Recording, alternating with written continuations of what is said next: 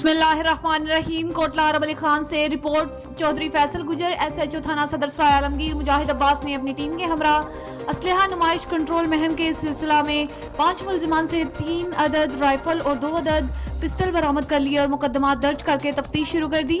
मजीद एक मुलजिम से 1060 ग्राम चर्स बरामद कर ली है।